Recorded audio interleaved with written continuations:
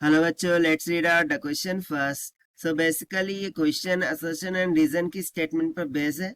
सो हम असर्शन पढ़ते हैं। The energy gap between the valence band and the conduction band is greater in silicon than germanium. यानी कि semiconductor जो silicon है उसमें एनर्जी बैंड गैप ज्यादा होता है एज कम्पेयर टू जर्मेनियम, ये बोल रहा है। और रीजन बोल रहा है कि thermal energy produces favour minority carriers in silicon than in germanium. ठीक है, तो चलिए इसको हम सॉल्यूशन के द्वारा देख लेते हैं। तो सबसे पहले तो यहाँ पर हम बात करेंगे की कॉन्सेप्ट की which we are going to use here for this question. So basically यहाँ पर सिलिकॉन एंड जर्मेनियम की बात हुई है, राइट। सो हम उसी के बारे में बात करेंगे।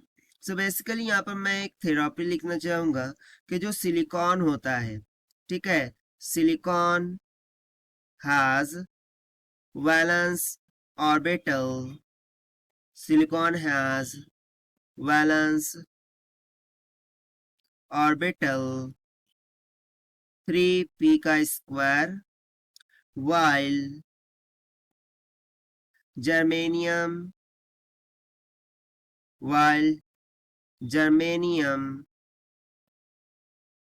has और have लिख देंगे, have valence orbital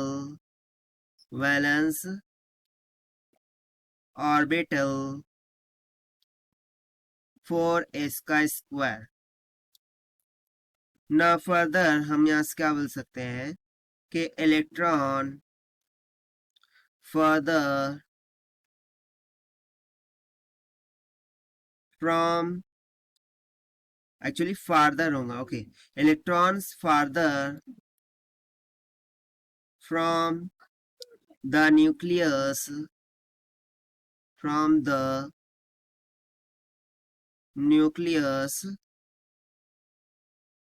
are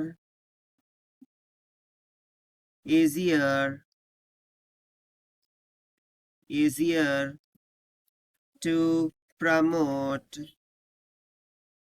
to the conduction band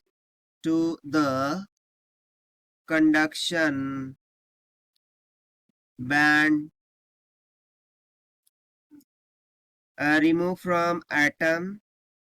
so basically यहाँ पर बोल के आ रहा है कॉन्सेप्ट में, हम पहले कॉन्सेप्ट को देख लेते हैं कि कॉन्सेप्ट में हम क्या लिखा है कि सिलिकॉन के पास जो वैलेंस ऑर्बिटल होता है, ठीक है, उसमें हमने क्या लिखा है कि इसमें 3p² इस तरीके से वैलेंस ऑर्बिटल होता है उसका सिलिकॉन का। वाइल यदि मैं जर्मेनियम की बात करूं तो उसमें वैलेंस ऑर्बिटल क्या होता है 4s का स्क्वायर। अब 3p का स्क्वायर 4s का स्क्वायर, इसका मीनिंग क्या है? So electron farther from the nucleus are easier to promote to the conduction band.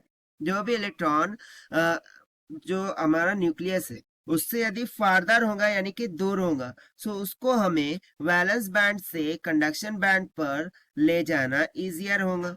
So basically क्या होता है, यदि मैं एनर्जी बैंड डायग्राम की बात करूं, ठीक है, सो इसमें दो तरीके की बैंड्स होती हैं। ये हो जाती है वैलेंस बैंड, ये हो जाती है कंडक्शन बैंड। वैलेंस बैंड में नंबर ऑफ इलेक्ट्रॉन्स होते हैं और ये इलेक्ट्रॉन को हमें कंडक्शन बैंड पर ले जाना होता है ताकि हम इलेक्ट्रिसिटी का प्रवाह कर सके।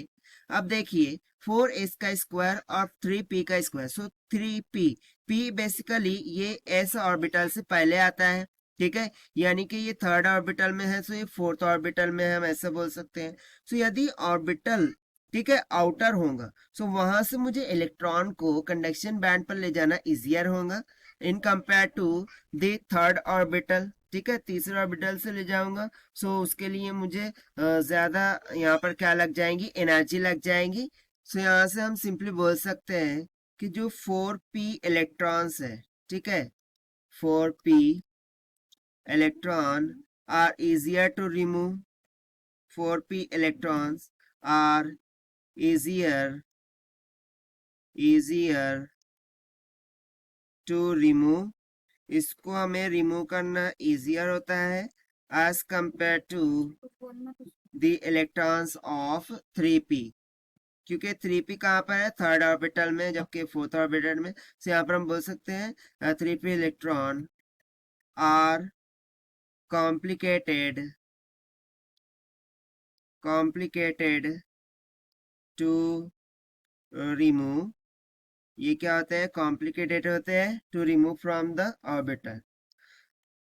सो अब इसके अकॉर्डिंग यदि हम बात करें सिलिकॉन एंड जर्मेनियम की, ठीक है, सो सिलिकॉन में, सो यहाँ पर हमने वही तो बात की थी कि सिलिकॉन में ऑर्बिटल में 3p² होता है, और जबकि जर्मेनियम के वैलेंस ऑर्बिटल में 4s² होता है। तो जर्मेनियम के जो 4 इलेक्ट्रॉन है, हम उनको इजियर क्या कर सकते हैं, रिमूव कर सकते हैं टूवर्ड दिस कंडक्शन बैंड। और वहीं पर सिलिकॉन के अंदर जो इलेक्ट्रॉन होते हैं वो 3p में होते हैं, दैट इज वाई उसको हमें रिमूव करना कॉम्प्लिकेटेड होता है। एंड यही कारण है कि हम बोल देते हैं कि the energy gap between valence band and conduction band is greater for silicon than in germanium, ठीक है। सो यहाँ से assertion जो है तो हमारा ट्रू हो जाएगा। और जो रीजन बोल रहा था कि thermal energy produces fewer magnetic carriers in the silicon than in germanium, ये बेसिकली ट्रू तो है, but this is not a correct explanation for this assertion। Reason is true, ठीक है, क्या, क्योंकि थर्मल एनर्जी जो प्रोड्यूस होती है माइनॉरिटी कैरियर से, वो जर्मेनियम के करस्पॉन्डिंग में क्या होती है, फेवर करती है। एंड दैट इज वाई, सो ये जो रीजन की स्टेटमेंट है वो बेसिकली ट्रू तो है, but this is not a correct explanation for the assertion, ठीक है।